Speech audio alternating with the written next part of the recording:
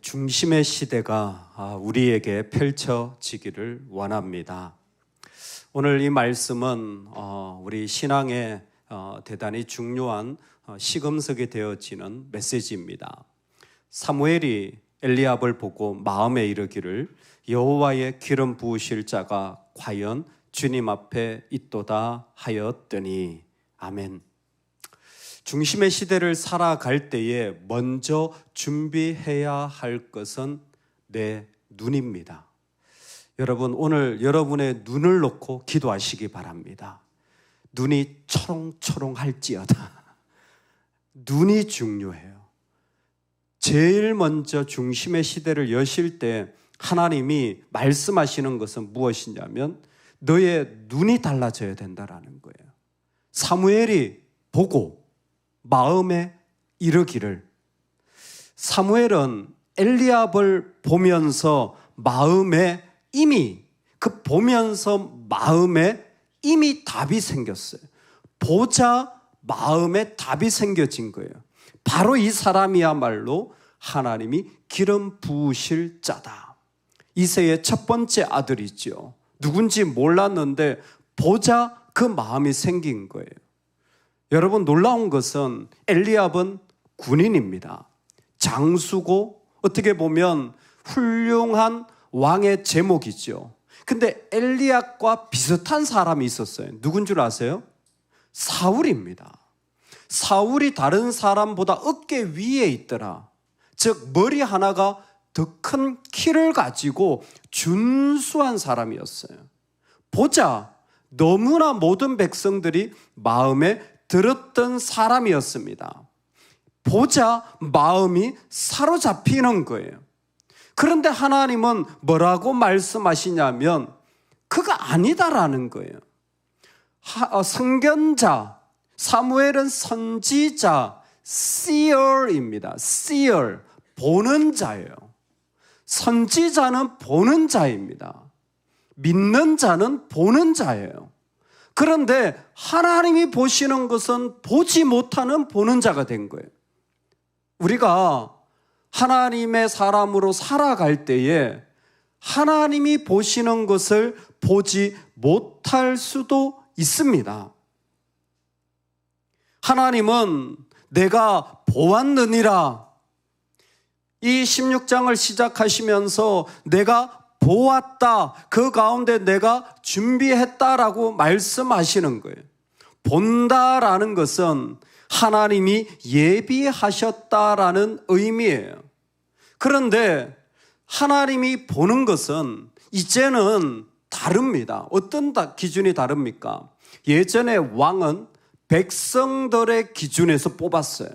백성들이 원해서 왕을 뽑았습니다. 그런데 이제는 하나님의 기준에서 뽑는 왕들이 만들어져야 합니다. 할렐루야. 여러분, 이건 우리에게 그대로 적용되어지는데요.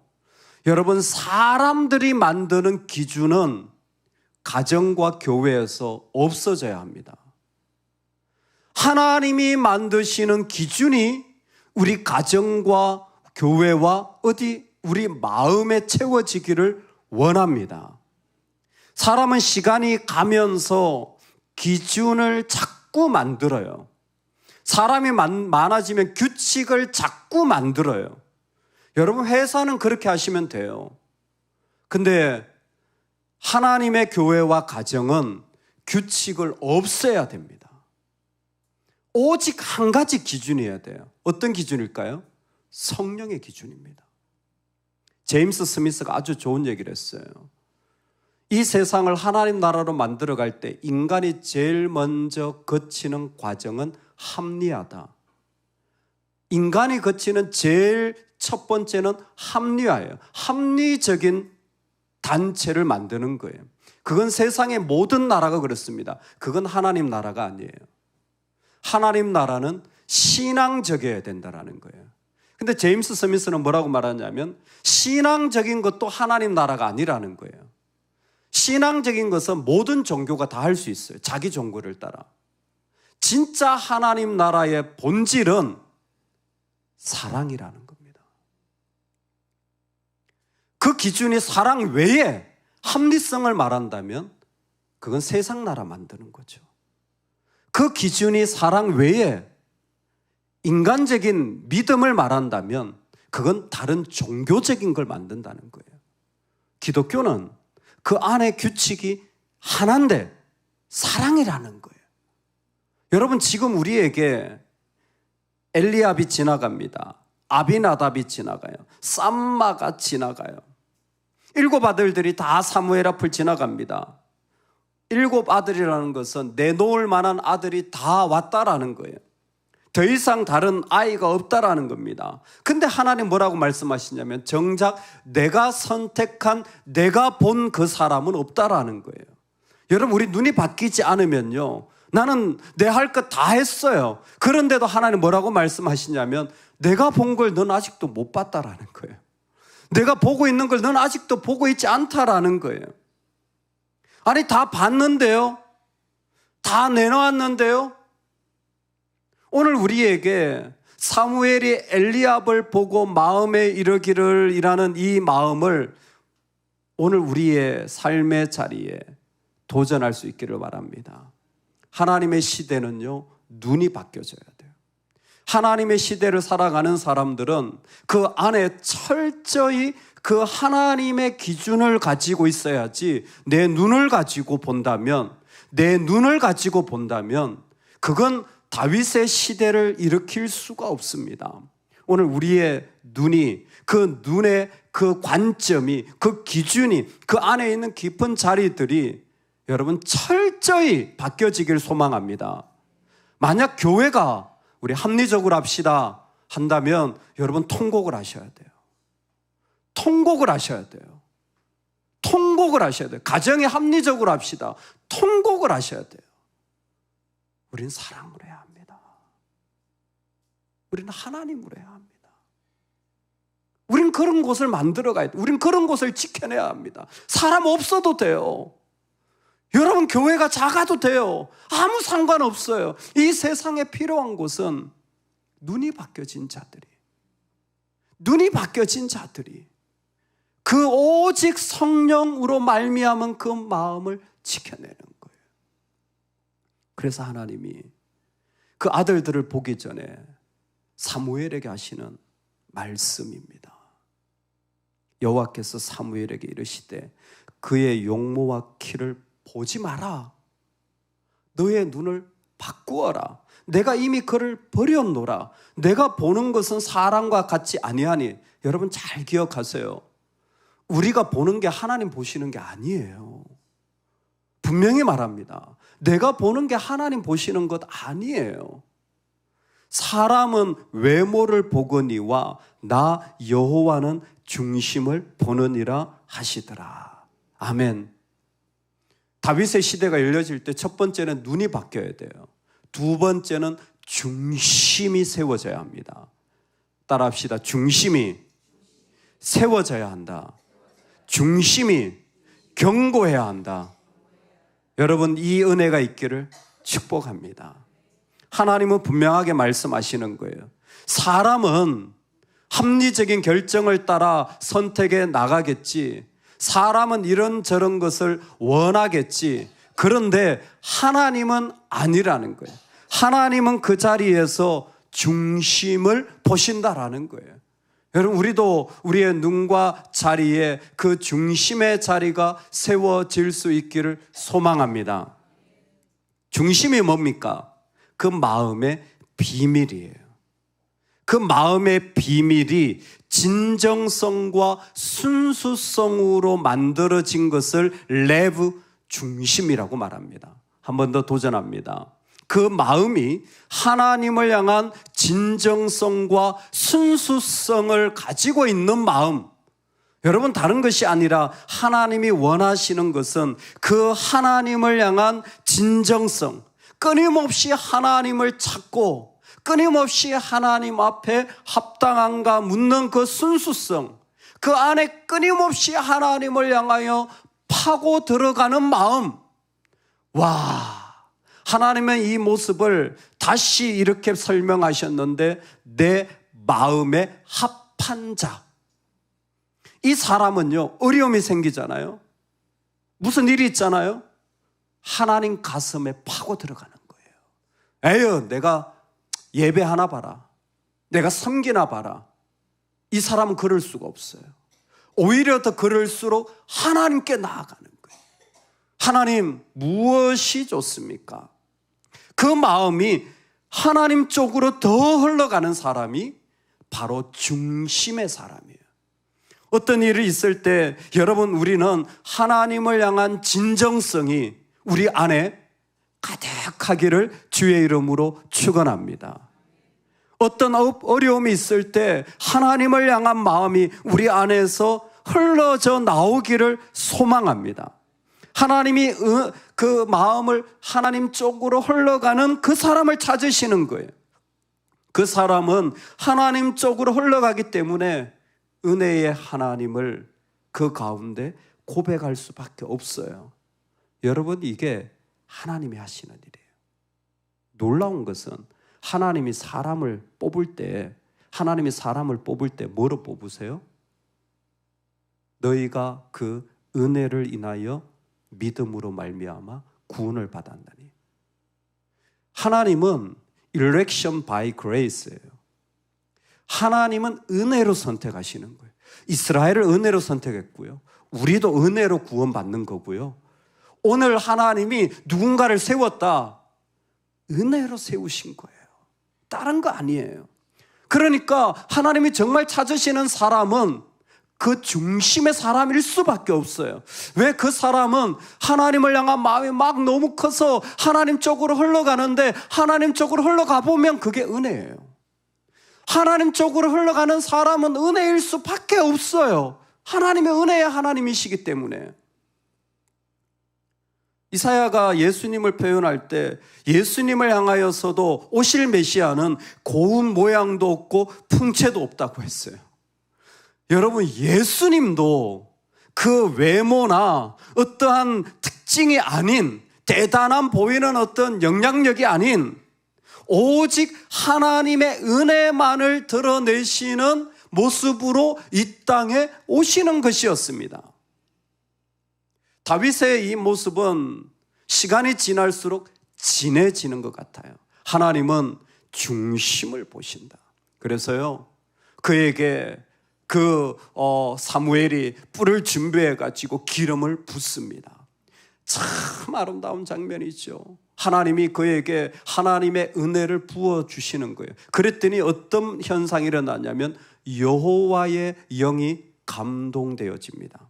그가 여호와의 영으로 말미암아 감동되어져요. 여러분 있잖아요. 이게 신기한 거예요. 제가 다시 한번 앞을 살펴봤어요.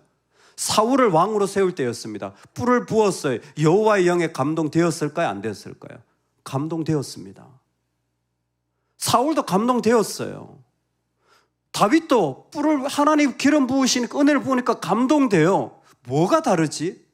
뭐가 다를까요? 똑같이 감동되는데요, 중심의 진정성, 눈이 바뀌어져서 오직 그 하나님의 기준으로 살아있는 자들은요, 영원한 언약이 이루어집니다. 이게 다른 거예요. 사실 구약에서 여호와의 영이 임한다라는 건 직무적인 성격이 강해요. 이미 사사기에서 우리는 배웠습니다. 어떤 구원의 일, 전쟁의 일, 어떤 것을 판단하는 일을 통하여 하나님은 그 사람에게 능력을 부여해 주시는 게 여호와의 영에 감동되었다는 표현이 많이 써요. 그런데 왕을 세울 때 이 표현은 앞에도 뒤에도 똑같이 반복되어져요. 하나님 이 말씀을 왜 하십니까? 하나님이 똑같이 은혜를 주셔요. 다 하나님이 은혜를 부어주시는데 그 중심이 진정성과 순수성으로, 그 어려울 때 하나님 쪽으로 더 파고드는 그 사람을 통하여 다윗 언약을 맺으시고 메시아를 오게 하시고 구원의 일들이 일어나게 하는 일들을 지금 세워가신다는 거예요. 그래서요, 다윗을 보면요, 이와 같은 고백을 합니다. 하나님이여, 주는 나의 하나님이시라. 내가 간절히 주를 찾되. 잘 들어보세요. 하나님은 나의 하나님이시라. 내가 간절히 주를 찾되 물이 없어 마르고 황폐한 땅에서 내 영혼이 주를 갈망하니 내 육체가 주를 앙모하나이다.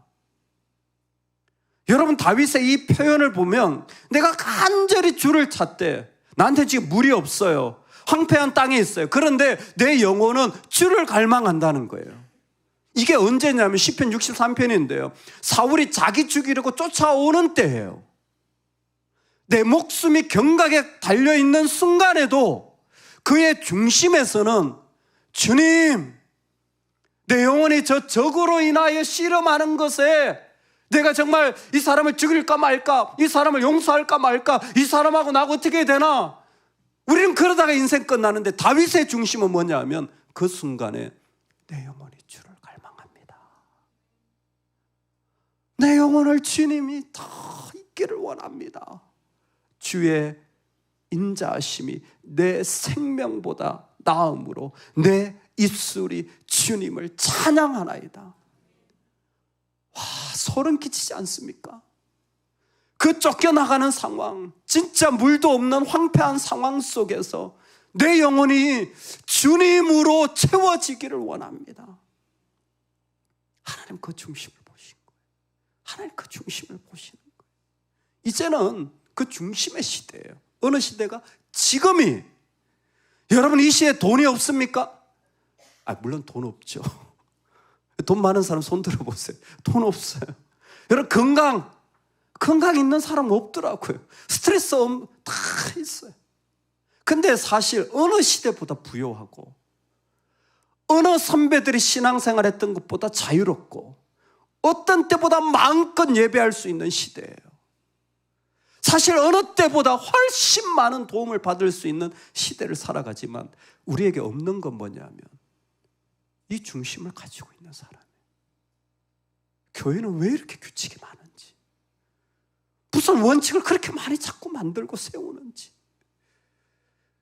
뭐가 그렇게 복잡하게 우리 가정들은 있어야 될 것이 점점 더 많아지는지. 근데 정작 하나님 우리에게 찾으시는 것은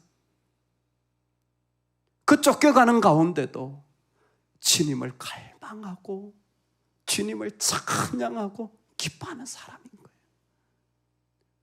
막 실험하고 뭔가 어렵다고 말하는 그 중에서 그 영혼에 가득한 기쁨을 가지고 주님을 노래하는 한 사람, 주님을 찾는 그 한 사람, 그 한 사람의 깊은 곳에 있는 랩, 이 중심을 지금 이 시대가 필요한 거 아닙니까?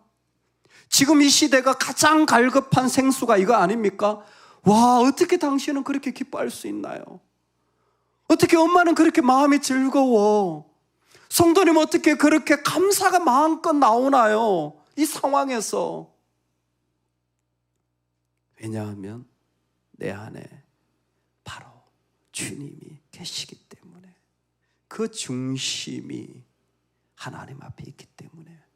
여러분, 이게 다윗 이야기, 다윗 서사의 핵심입니다. 다윗이 왕이 되고 시온을 성으로 삼고 대적을 이기고 수많은 일들을 이룬 것의 핵심은 이거예요. 그의 중심이에요. 다윗이 완벽하냐? 아니에요. 흠이 있어요. 실패합니다.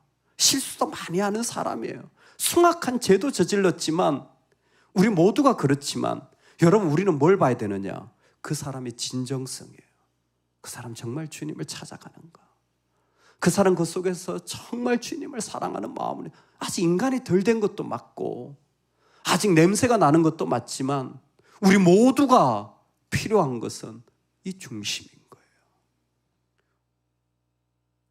월터 브루그만은 이렇게 얘기했습니다. 그 진정성이 하나님을 노래하게 한다. 그 진정성이 하나님 나라 가치체계가 인간의 가치체계와 다름을 보여주기 시작한다. 아웃사이드였습니다. 부모님조차도, 아버지조차도 그를 데려올 생각을 하지 않았어요. 네 아들들이 다 여기 있느냐? 막내가 남았는데 그는 양을 지킵니다. 그를 데려오라. 그의 빛이 붉고 눈이 빼어나고 얼굴이 아름답대. 여호와께서 이르시되 이가 그니 일어나 기름을 부으라. 도대체 어떻게 이 볼품없는 이 사람이 그라고 말씀하실 수 있습니까? 아웃사이더인데 그 중심 때문이에요. 하나님은 그 중심을 지금도 사용하십니다. 여러분, 오늘 우리의 삶의 자리에서 우리 눈이 바뀌어지길 원합니다. 정말 눈이 바뀌어져야 돼요. 이제는 이 세상이 보는 눈을, 아니 종교인들이 보는 눈을 다 벗어 던질 수 있기를 원합니다. 하나님, 나로 하여금 내 중심이 하나님을 갈망하는 자로 만들어주세요. 적군에 쫓기더라도, 내 육체가 썩어 문드러지더라도 내 영혼은 주를 향하여 갈망하는 자로 채워주옵소서. 나는 그렇게 이 인생 살다가 주님 앞에 가고 싶습니다. 오늘 그 중심의 시대가 우리 안에 충만하기를 축복합니다. 아멘.